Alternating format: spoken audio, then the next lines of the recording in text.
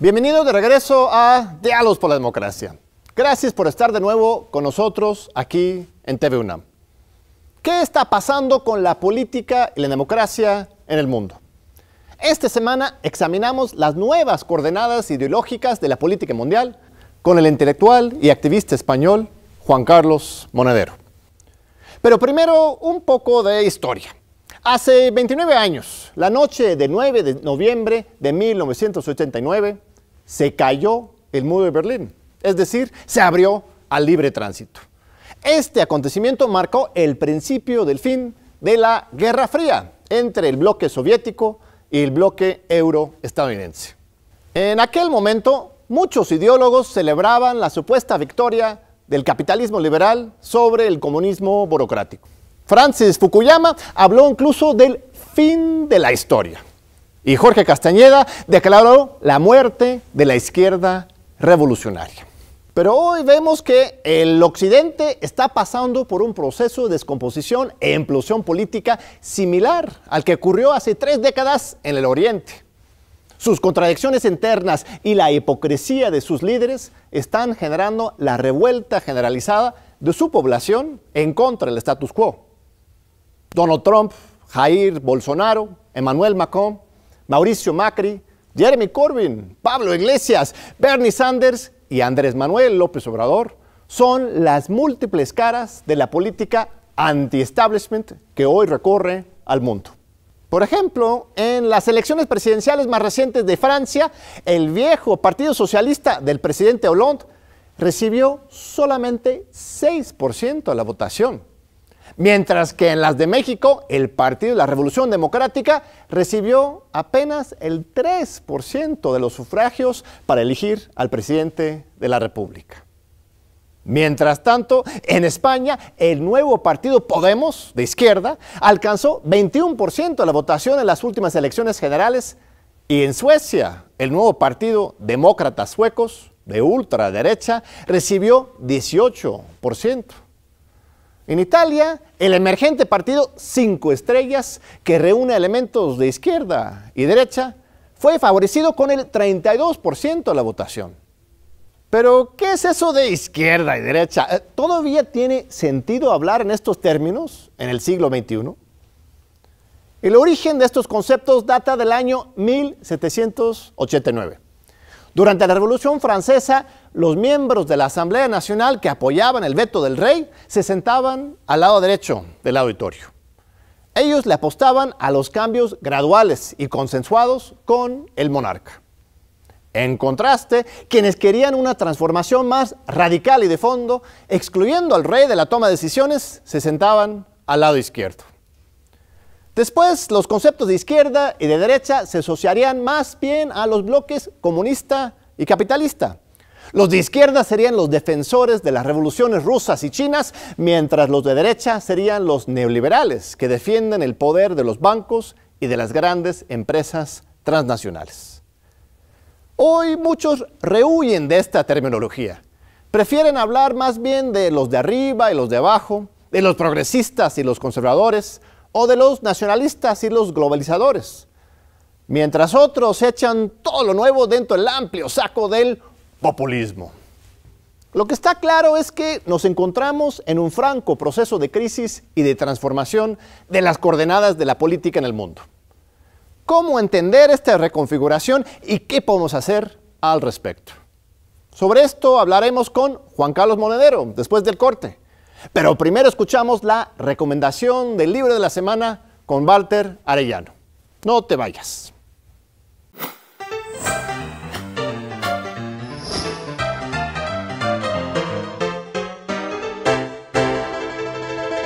Muchísimas gracias, John. Hoy, en el libro de la semana, tenemos una propuesta crítica, muy ad hoc con el tema del día.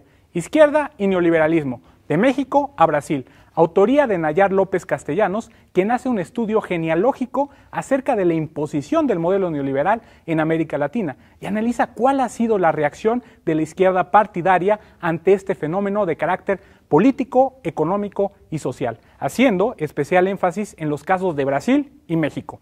El autor hace uso de la teoría crítica para desenmascarar el lenguaje neoliberal y sus terribles consecuencias en la sociedad. Esta propuesta bibliográfica nos dota de insoslayables pautas para debatir sobre la izquierda y el neoliberalismo en América Latina, por lo que resulta un libro básico para todo aquel que se quiera adentrar en el tema.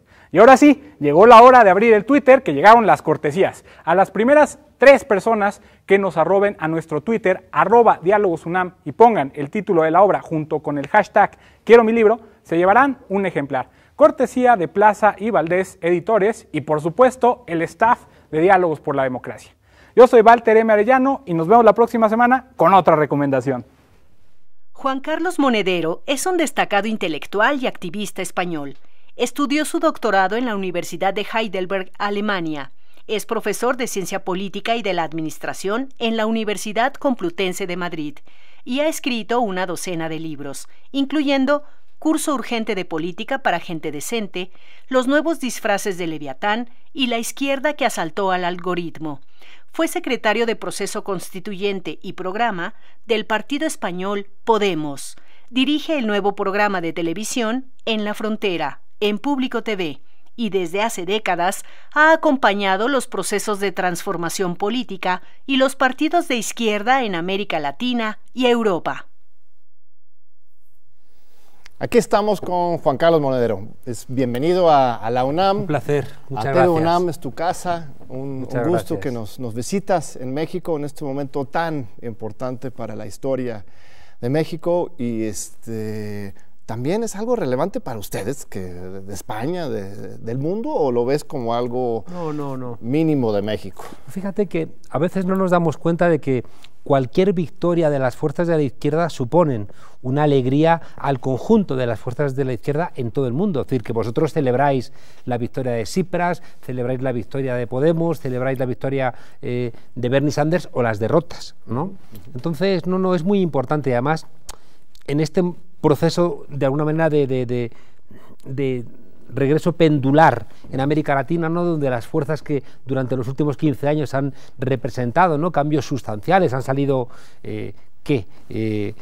70 millones de personas de la pobreza en estos años, ¿no?, en el continente.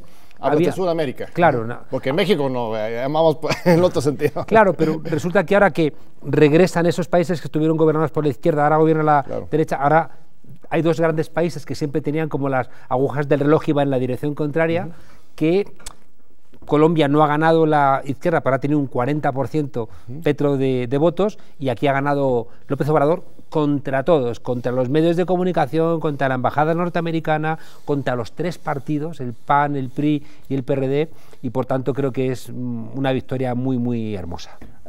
Sí, es una inspiración. Lo que pasa es que hay mucha gente, bueno, hace unos años me acuerdo, cuando Podemos ya tenía un par de años de existencia, Morena iba naciendo apenas, muchos comentaristas pues de derecha, la mayoría de ellos decían, ojalá tuviéramos una izquierda moderna como la de Podemos, no Morena con un viejito, así lo decían, que es del pasado. Morena no es nada nuevo, mientras hay que ver a Podemos como nuestro ejemplo. ¿Compartes esa idea que tenemos que seguir el ejemplo de Podemos? Digamos que es verdad que hay una izquierda que le cayó el muro de Berlín en las espaldas, ¿no?, y que sigue siendo nostálgica, que va con el retrovisor, que no asume la derrota de la izquierda desde los años 70 y que tiene una nostalgia, ¿no?, de los símbolos viejos, de las canciones viejas. En cambio, yo creo que hay una izquierda que no quiere cargar con el fardo pesadísimo de las izquierdas del siglo XX, que se equivocaron tanto. Es verdad que fueron heroicas, es verdad que sacaron a pueblos enteros como Rusia o China del feudalismo y lo trajeron a la modernidad, es verdad que le pararon los pies a los nazis. De los 50 millones de muertos de la Segunda Guerra Mundial, 25 millones los ponen los soviéticos. Pero es verdad que también es una izquierda que fue muy ingenua, ¿no?, pensando que podía nacionalizar todos los bienes de producción, que pensaba que un partido único iba a representar a toda la sociedad, que pensaba que era justo cambiar, ¿no?, libertad por igualdad, y que sobre todo creo que fue terrible, ¿no?, por no confiar en su pueblo. Nosotros no miramos hacia atrás, y yo creo que Morena tampoco. Es verdad que venimos del aire de familia de la izquierda, pero una persona que tenga ahora mismo 20 o 25 años, ¿por qué tiene que cargar con el fardo de los errores terribles de la izquierda durante el siglo XX? Pero no ves a Morena así. No, todo lo contrario. No es una izquierda nostálgica, en sino absoluto. que comparte al final de cuentas el mismo proyecto que Podemos. Yo veo muchas similitudes. Me he leído en el avión el libro de Martín sobre Morena, ¿no? Y yo ahí me he encontrado retratado a la formación política a la que ayudé a alumbrar, en todo, ¿no? ¿En qué sentido? Bueno, por ejemplo, somos conscientes de que los partidos políticos son organizaciones, por utilizar un término académico, jodiditas, ¿no? Todas las organizaciones tienen problemas, sea un hospital, sea una fábrica, pero los partidos políticos, al tener ese elemento de competición, pues generan problemas de ambiciones, de luchas internas, estás en la cercanía del poder y por tanto la posibilidad de proyectarte es muy alta, y como decía Álvaro Obregón, ¿quién resiste, no? ¿Quién resiste? Decía él, un cañonazo de 50.000 pesos. ¿Sí? Él decía 50.000 pesos, después ¿sí? Chávez, por la inflación, lo actualizó y dijo que resiste 3 escopetazos de $50.000, ¿no? Era como una actualización por el precio, subida de los precios, sin más, ¿no? Entonces, yo creo que Morena, igual que Podemos, ha entendido que a los partidos políticos hay que ponerles vacunas. La gente no puede ir a la política a enriquecerse y por tanto hay que limitar los salarios. La gente no puede quedarse toda la vida en la política, hay que limitar los mandatos. La gente tiene que dar primacía a los principios éticos, de manera que si eres racista, si eres homófobo, si eres un explotador, pues no cabes, ¿no?, en este tipo de formaciones. Y yo creo que hay una recuperación de los valores que en España se estaba reclamando y que creo que aquí también, es decir, que aquí el hartazgo, ¿no?, de la ciudadanía respecto de los políticos, yo creo que se traducía en el propio hartazgo que tenían los políticos de ellos mismos. Leía una frase de Murillo Karam, ¿no?, preguntándoles por lo de Ayotzinapa, el procurador, y él decía, estoy cansado, ¿no? Y yo decía, pues, ya me cansé. Sí. Están cansados, entiendo que estén cansados, váyanse, ¿no?, a su casa y deje que venga otra gente. Y yo creo que Morena es verdad que funciona esa idea de regeneración. Y fíjate que hay unos cuantos líderes mundiales que tienen la posibilidad de conectar con los jóvenes como a veces no tienen los propios jóvenes. Y son gente que han demostrado a lo largo de toda su trayectoria política coherencia y honestidad. Y te estoy hablando de gente como Bernie Sanders, es un viejito, ahí está, como Jeremy Corbyn, es un viejito, ahí está, claro, o Andrés Manuel López Obrador, que no es tan viejito, ¿no?, y ahí está, ¿no? Y que cuando una persona ya con los 60 cumplidos sea capaz de emocionar a alguien de 20 años, es porque ahí hay mucha verdad. Entonces lo ves como parte de esa misma familia, Morena con Podemos, sí, y Andrés Manuel como con Jeremy y con Bernie Sanders. Sí, y con Pablo Iglesias, y, es decir, con esos nuevos liderazgos. Yo creo que en el siglo XXI hay una reconceptualización de las edades, ¿no? Es decir, que una persona de 70 años no es una persona vieja en el sentido de que ya está como fuera de juego, ¿no? Yo creo que se han roto un poco esos tabúes, ¿no?, de compartimentos estancos, ¿no? Los viejos por aquí, los de mediana edad por acá, los más jóvenes por allá. Sí, fue increíble en la campaña, por ejemplo, hubo una campaña negativa, sucia, viralizada en las redes, en que se le dibujaba a Andrés Manuel, bueno, no era él, era un viejito intentando manejar un auto, y su hija, ¿no?, protagonizada por una muchacha, le dice a su papá, ya no intentes manejar, papá, ¿no? Ya ni usa llaves porque el señor está buscando las llaves, esto es nada más un coche digitalizado, ¿no? Y luego el mensaje es, no permitas que un viejito conduzca tu país porque no sabe cómo funciona. Pero se les revertió. La verdad es que la población mexicana vio esto y lo vio como discriminación y un insulto hacia todo un grupo de personas, y al final de cuentas, con muchas cosas de ataques negativos, terminaron ayudando a Andrés Manuel y a Morena. ¿Ahí en España están viviendo ese tipo de guerra sucia también en contra de Podemos? Sí, ¿sabes por qué? Porque hay unos asesores que son internacionales, Durán Barba, y para mí son gente muy sinvergüenza, ¿no? Porque no tienen muchos escrúpulos, no son constructores de campañas basura, lo que buscan es difamar al otro y son expertos en intentar encontrar cuál puede ser su punto débil. Bueno, pues vamos, ¿no?, a exacerbarlo. ¿Al servicio de qué? ¿No? Al servicio de quien te paga para ganar, al margen de que tenga un proyecto o no tenga un proyecto para México. A mí eso me parece terrible, ¿eh? Me parece que me recuerda pues eso, al siglo XVI, grupos de mercenarios ofreciéndose al mejor postor.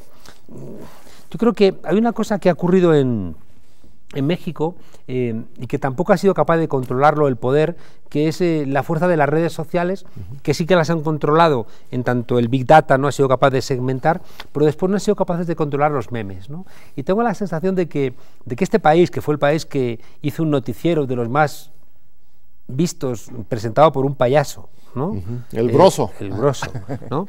Es el mismo país que, de alguna manera, esa mirada irónica o incluso sarcástica no siempre la han convertido en un desahogo paralizante, sino que la han convertido en una manera de desafiar al poder. Estoy pensando en un meme que me parecía muy gracioso de Peña Nieto, que decía: mañana tengo un examen de orina y no he estudiado nada, ¿no? O sea, Entonces, yo creo que esa queja joven y fresca produce risa cuando se les quiere atacar a López Obrador como que no puede manejar un auto. Tiene un poco más de profundidad en México, no sé por qué, podemos analizarlo. O sea, tenemos otros casos de la comedia política.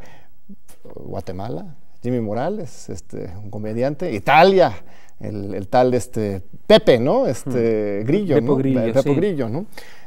Ahí de repente la comedia se convierte en algo muy perversa.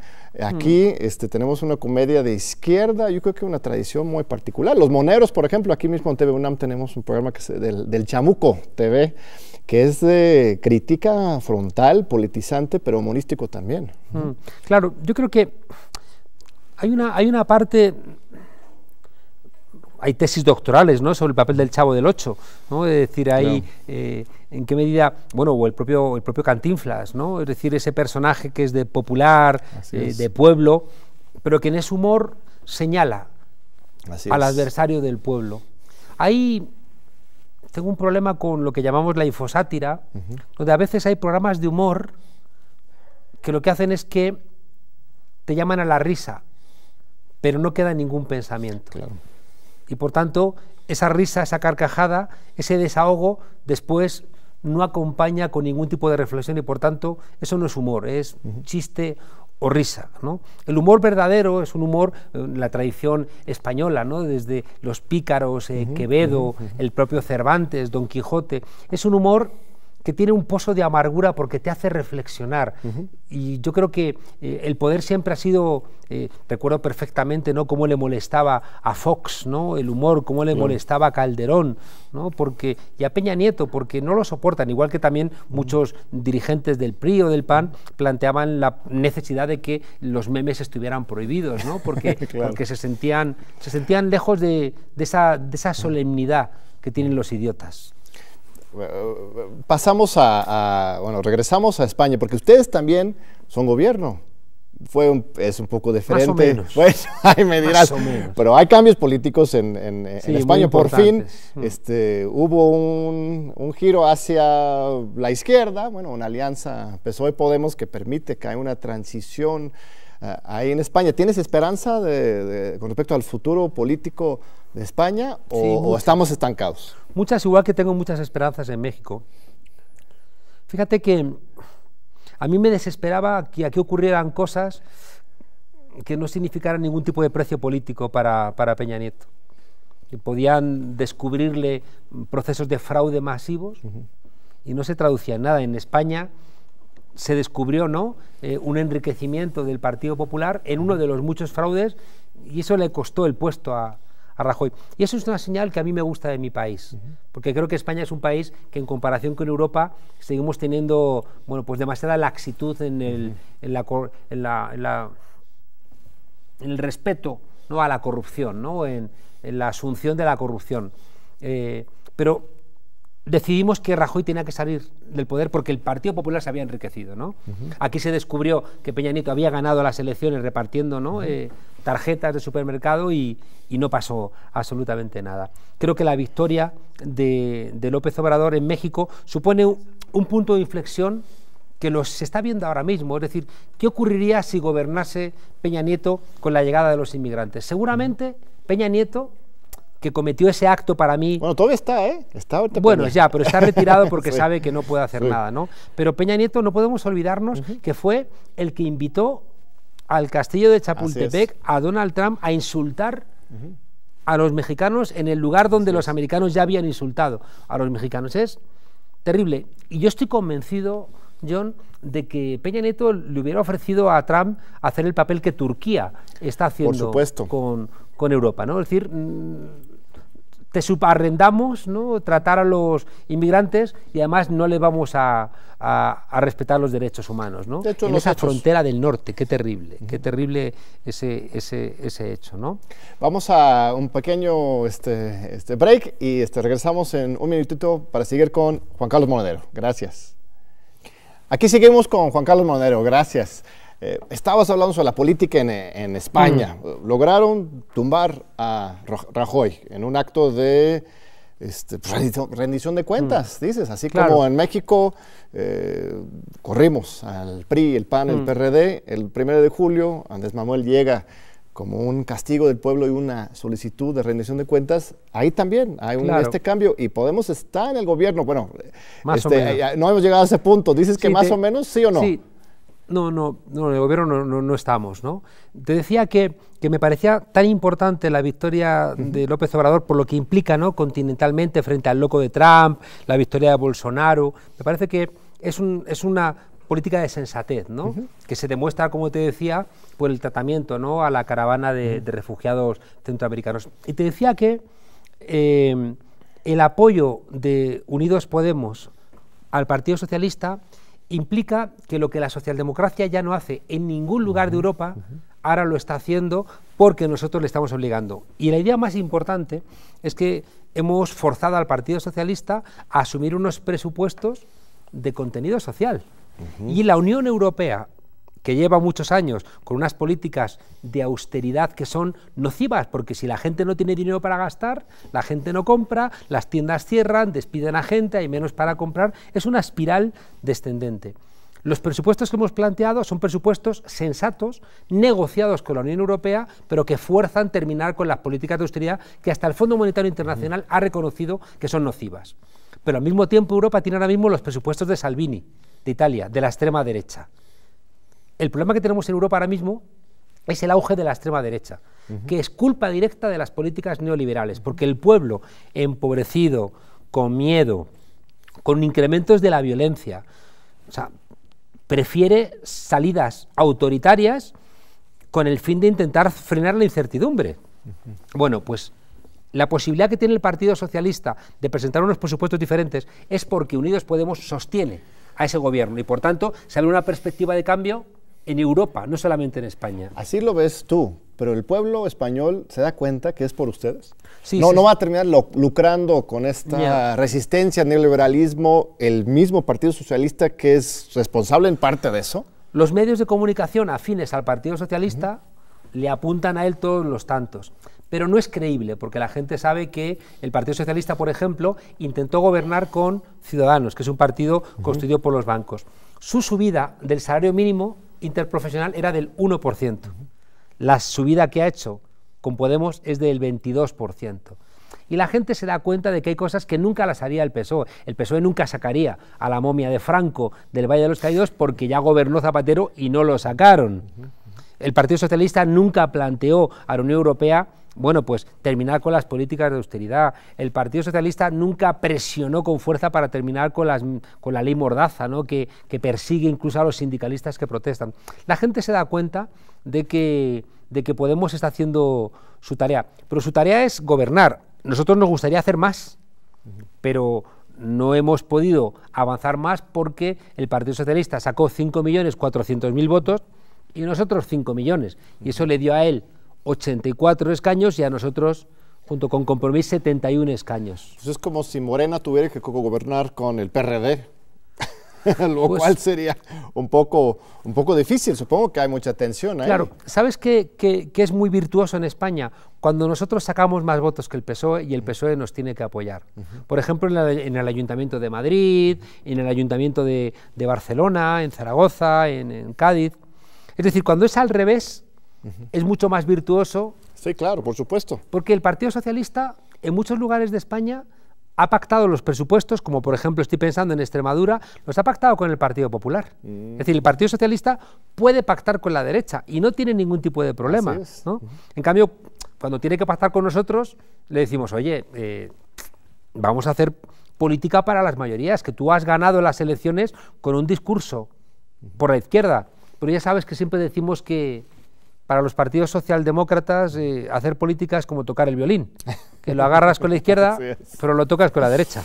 Pues la socialdemocracia sí está desapareciendo o fracasando, siendo castigado en todo el mundo. Y sabes que aquí el PRD recibió 3% de la votación en la elección presidencial el 1 de julio.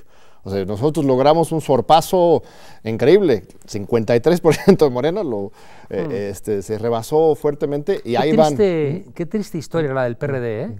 Es decir, cómo fue capaz inicialmente, ¿no?, con Cuauhtémoc Cárdenas y otra gente de aglutinar, ¿no?, una esperanza, sí, por supuesto, en un país sin esperanza, pero cómo la posterior dirigencia lo convirtió, pues eso, en un partido... Pues un cascarón vacío, lleno de corruptos. Sí, la verdad es que es mi opinión, abierto al debate, pero contigo. A ver, cuéntame un poco de ti, Juan Carlos. Tú eres un académico universitario de la Universidad Complutense, ibas a dar tus clases de Teoría General del Estado. ¿Qué otras clases dabas? Pues he dado durante muchos años Teoría del Estado, pero también he dado Sistema Político Español, he enseñado Teoría Crítica del Estado, he enseñado Sistemas Políticos de América Latina, he enseñado, bueno... ¿Y te portabas bien en tu cubículo? No, me he portado siempre ¿No, nunca? mal. Ah, bueno. Mi pregunta, ¿cuándo decidiste me he portado mal, comprometerte con la lucha social y política del pueblo español? Y luego también con América Latina. Sí. Eres un gran amigo solidario de las luchas de América Latina. ¿Fue un día que te diste cuenta de esto desde niño? ¿O de dónde nace esta pasión por la política? Yo me fui de casa muy pronto, por desavenencias, ¿no?, con mi augusto padre. Y yo quería estudiar políticas, pero dije, no voy a poder ganar la vida, ¿no?, con políticas, ¿no? Porque yo no lo pensaba en términos de ser político, sino en términos de entender la política. Y entonces me fui a hacer económicas, estuve 3 años estudiando economía, pero era muy infeliz, ¿no? Y un buen día decidí... ¿Era una escuela más neoliberal, más neoclásica o más marxista? Muy neoliberal, muy neoliberal. Y aquello era un infierno, ¿no? Y un buen día decidí que iba a cambiarme, ¿no? Y la verdad es que decidí empezar políticas y sociología y me cambió la vida porque la política es una ciencia de integración. Entonces tú lees a Borges o lees al Quijote o ves la serie del Cuento de la Criada y a partir de esas referencias culturales, ¿no?, tú puedes reconstruir la sociedad de una época. Y me parecía tan rico, tan vivo, tan lleno de vida que quería participar. Y luego también, desde siempre, ¿no?, desde el colegio, recuerdo con 14 años, pues ser delegado del colegio, tener nuestras peleas, hacer una revista en el colegio. Es decir, que siempre he tenido esa voluntad, ¿no?, de transformar cuando aún no era consciente de que formaba parte de un proceso político, sino que, bueno, era una manera de estar en el mundo, no complaciente, no solamente pasiva, no de espectador. Cuando entré a la universidad, bueno, pues me impliqué más, ¿no? Y fíjate que yo nunca pertenecí a la tradición comunista, ¿no?, porque cuando llego a la universidad me parecía que la Unión Soviética ya estaba absolutamente amortizada, no iba a ningún lado, ¿no? Y la universidad era más viva, ¿no?, la tradición comunista o la tradición anarquista que tradiciones más socialistas, ¿no?, que es donde yo más me ubico, una tradición socialista libertaria, ¿no? Y bueno, pues en la Facultad de Ciencias Políticas montamos un grupo, ganábamos las elecciones, hicimos mucha lucha universitaria. ¿Como estudiante todavía? Como estudiante. hicimos mucha pelea universitaria. ¿En la Complutense en también? En la Complutense, sí. ¿Siempre ha estado ahí? Luego me fui a Alemania, terminé con una muy buena nota, ¿no? La carrera. ¿Hablas alemán entonces? Y ya. ¿Tu tesis la escribiste en alemán? No. Ah, bueno. No. Sí, no. eso ya son palabras mayores. Eso era un año más. Falleció mi madre después de estar 3 años y no me apetecía quedarme más en Alemania. No me lo pasé bien en Alemania, ¿eh? Me aburrí. Yo recordaba, dije, estuve 3 años en económicas, me aburrí. Estuve 3 años en Alemania, me aburrí. Y la política es la que te mantiene vivo y despierto y Yo es que no entiendo panaderos que cocieran pan solamente para otros panaderos. No tiene sentido, ¿no? Claro. Y eso me lleva también a peleas con la propia academia, ¿eh? La academia, hablaba el otro día con un catedrático importante en España y él me reconocía que no hay nada ya más aburrido que la revista del American Political Science, ¿no? Que es como... a nadie le interesan esas cosas y donde... todo hay que, de alguna manera, probarlo, ¿no? He estado en diálogos por la democracia con John Ackerman, cita, ¿no? Claro. O sea, entonces, al final, es lo que siempre se dice, Maquiavelo no le publicarían en las revistas de ciencia política, claro. Claro. Y estuve hace un año en Oxford y me dijo un profesor que había estudiado el tema que entre el 70 y el 80% de los artículos de las revistas académicas no los lee nunca nadie. Entonces es un poco absurdo que estemos construyendo una supuesta ciencia que no le interesa a nadie, ¿no? Y por eso yo siempre he estado como participando de la política, militando en partidos, militando en movimientos sociales y haciendo muchas cosas hacia afuera, ¿no? Pero también tienes una vida universitaria. Sí, claro. Las clases, doy clases, tengo mis 2 sexenios de investigación, ahora voy a presentar el tercero. ¿Y te consideras de izquierda? Mira, en el curso urgente de política para gente decente hay un capítulo que yo lo llamo el baúl apolillado de las ideologías, ¿no? Donde hay dificultades ahora para saber qué es ser de derechas y qué es ser de izquierdas. De izquierdas es Pol Pot, Andrés Manuel López Obrador, Nicolás Maduro, Olof Palme, Felipe González, Susana Díaz. Dices, no puede ser que personajes tan dispares todos sean de izquierdas. Entonces, ¿qué significa ser de izquierdas?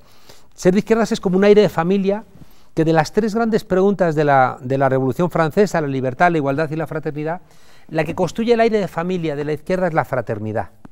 La libertad la asumió el liberalismo, una libertad de déjame hacer lo que yo quiera, ¿no? La igualdad la convirtió también el liberalismo en una igualdad ante la ley. Y la fraternidad, fíjate que quien propuso el lema de libertad, igualdad y fraternidad fue Robespierre. Y la idea de fraternidad, que generó enormes debates en la Asamblea Francesa entre esos años, ¿no? En el 91, 93, Robespierre planteaba frente al grueso de los burgueses franceses que, por ejemplo, Haití tenía derecho también a ser ciudadana francesa, claro. Mientras que había una parte de la burguesía que decía que eso de que los negros, ¿no?, cantasen la marsellesa era intolerable. Igual que Robespierre fue quien dijo que los menestrales, los pobres, las mujeres... Claro, ¿qué ocurre? Que la cabeza de Robespierre rodó a un cesto y entonces ahí la idea de fraternidad desapareció, porque la fraternidad es la unión de los que no tienen respecto de los que tienen. La fraternidad es la unión de los hermanos frente al padre, el cura, el empresario, el rey, el aristócrata. Entonces la fraternidad es muy subversiva. Fíjate que Robespierre no tiene calle en París. Sí, yo sé, es increíble cómo la han borrado. Tienen la Banlieue en los alrededores, pero en París no quieren, y ha habido debates a veces, no quieren. ¿Por qué?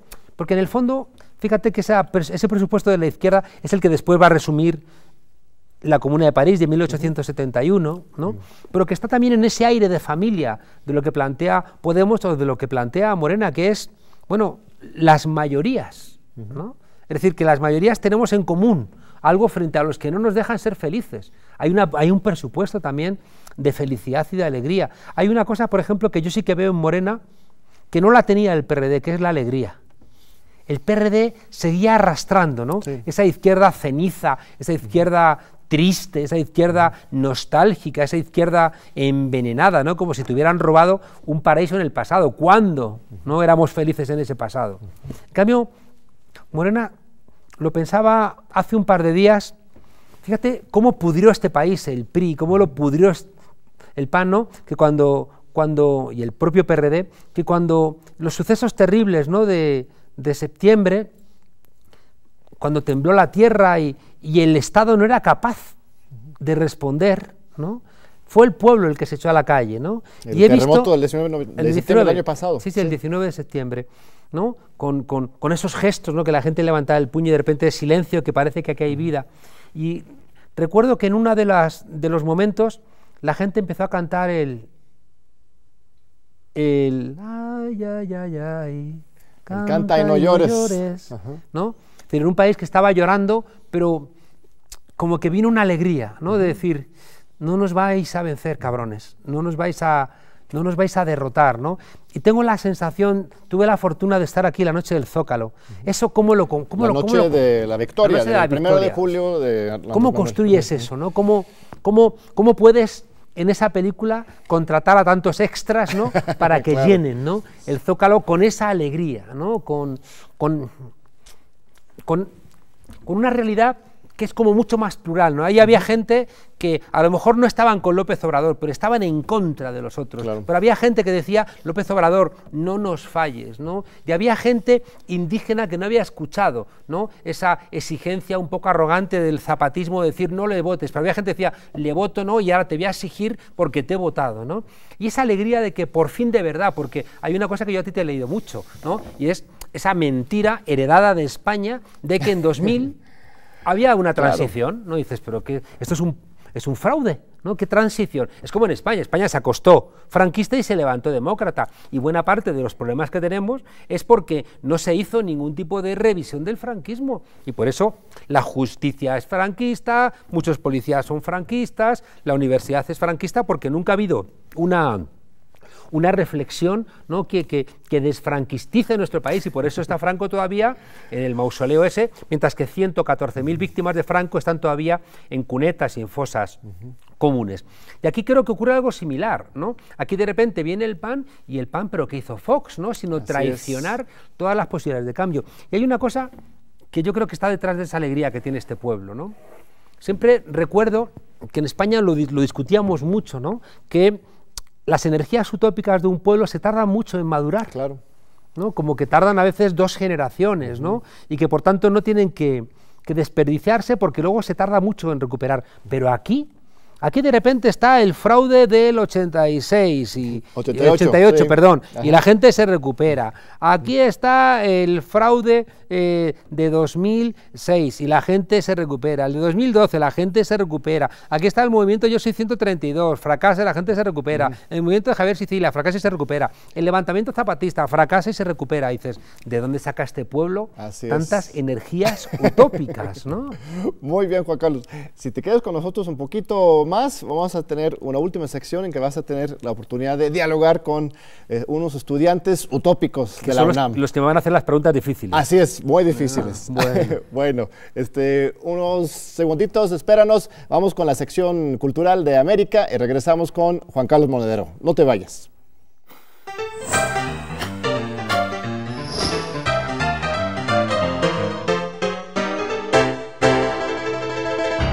¿Qué tal, amigos? Es un gusto saludarlos nuevamente en nuestra sección de Diálogos Recomienda.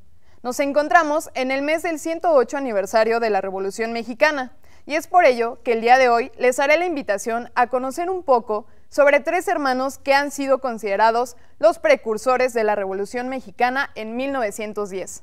Actualmente, y hasta enero del 2019, podrán visitar la exposición temporal Anarquistas, Libros, Regeneración y Revolución de los hermanos Flores Magón.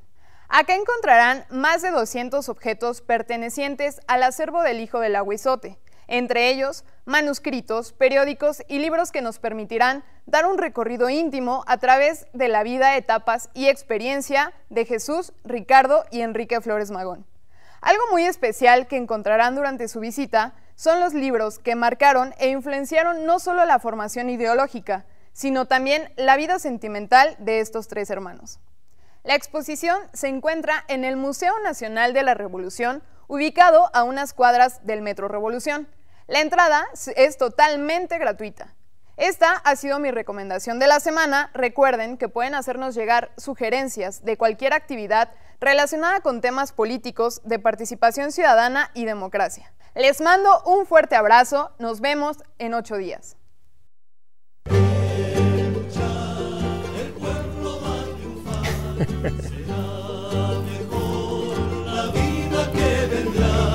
A contemplar nuestra felicidad y en un clamor mil voces de combate se alzarán.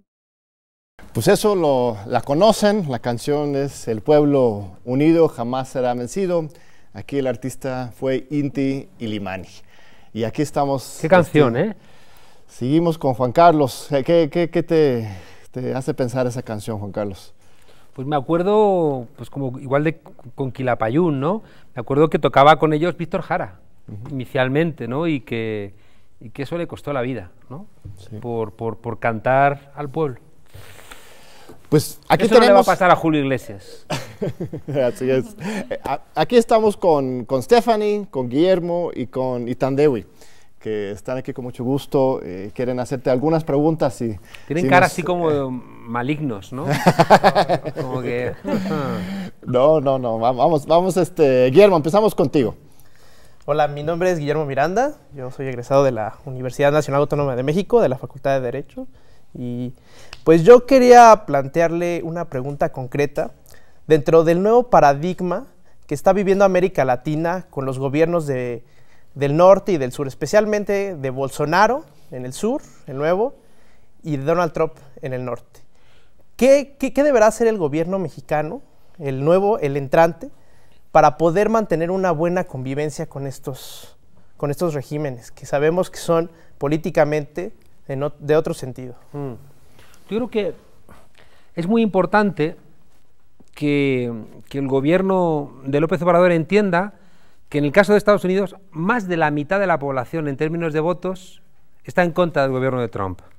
Es decir, que es verdad que Trump ganó, pero tiene una amplia mayoría de gente en contra, pero bastante amplia. ¿Por qué? Porque el sistema electoral norteamericano es muy tramposo e impide que vote las comunidades negras, las comunidades latinas, la gente pobre, y por tanto hay millones de gentes que si hubieran podido votar, habrían arrasado a Trump. Y además, incluso así, Hillary Clinton ganó en votos, ¿no?, a Donald Trump. Y por tanto, no puedes olvidarte, ¿no?, de que una parte sustancial de ese pueblo está radicalmente en contra de Trump. Y con Bolsonaro ocurre lo mismo, ¿no? Hay una parte muy importante del pueblo brasileño que lo adversa. Ahora bien, yo creo que en las relaciones intergubernamentales, en el ámbito internacional, pues hay una serie de reglas que hay que cumplirlas, y por tanto López Obrador tiene que llevarse bien con Bolsonaro y tiene que llevarse bien con Trump, aunque sean dos locos, ¿no? Y que en todo caso que sean ellos, ¿no?, los que quiebren las normas de convivencia. Sí que es importante, creo que sobre todo con Estados Unidos, que López Obrador haga valer, ¿no?, la soberanía nacional. Es verdad que Donald Trump, si además de estar loco, ha tenido, ¿no?, la sumisión que expresó Peña Nieto, ¿no?, que era una manera de decirle: aquí está México a su servicio, señor presidente, corre el riesgo Donald Trump de pensar que va a hacer lo mismo con López Obrador, y ahí se equivocará, y es bastante factible que haya algún tipo de confrontación. No van a encontrarse a la hora de entender qué pasa con la caravana hondureña, porque Donald Trump va a intentar que México haga con los inmigrantes lo que está haciendo Turquía con los inmigrantes en Europa. Y López Obrador no lo va a consentir, porque López Obrador es un hombre decente.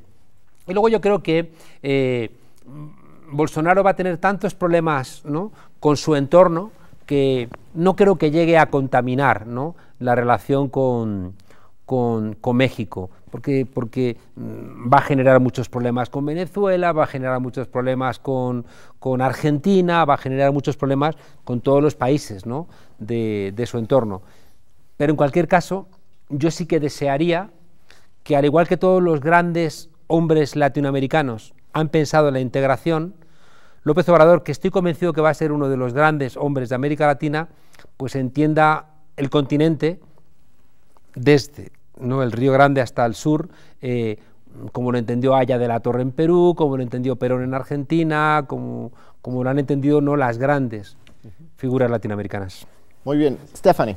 Hola, yo soy estudiante de la maestría en el posgrado de Derecho de la UNAM y mi pregunta es la siguiente. ¿Tu nombre completo es Stephanie? Stephanie Ibarra. Ibarra, gracias. Y mi pregunta es, ¿cómo hace la distinción el partido Podemos entre tomar y ejercer el poder? Y la segunda pregunta es, ¿cómo teoriza el capitalismo contemporáneo? Ups.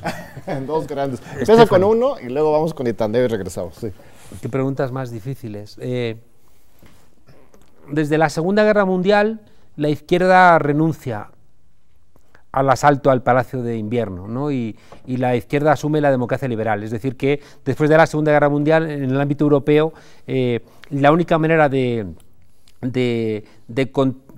contender políticamente es electoralmente, ¿no? Y por tanto, el poder se toma electoralmente, no hay otra, ¿no?, no hay otra manera. Y se ejerce, a diferencia de la democracia liberal, se ejerce a través de fórmulas compartidas de democracia liberal y de democracia participativa. Es decir, que la democracia liberal buscaba una idea fea, que es parlamentarizar los conflictos para, de alguna manera, domesticarlos. Los conflictos que marchan por las calles reclamando transformaciones profundas de nuestro sistema, sean laborales, sean de igualdad de la mujer, sean de reclamación de cualquier derecho, cuando tú los parlamentarizas, los canalizas, ¿no? Y por tanto les quitas mucha fuerza. Podemos entendió que la vía parlamentaria es obligatoria, es decir, tiene que haber leyes, ¿no?, para que pongan en marcha políticas públicas, pero si la gente en la calle, esas cosas no funcionan.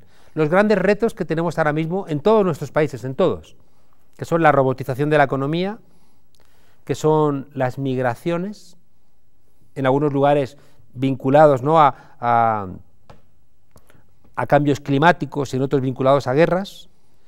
En Europa, el envejecimiento de la población, el propio cambio climático, es decir, son cambios tan estructurales que no los va a solventar ningún partido, ni ningún parlamento, ni ningún gobierno, sino que forman parte de cambios estructurales que tenemos que debatir en las calles. Juan Carlos, sí, es que el tiempo corre y quiero dar la oportunidad a Itandeo también hacer su pregunta.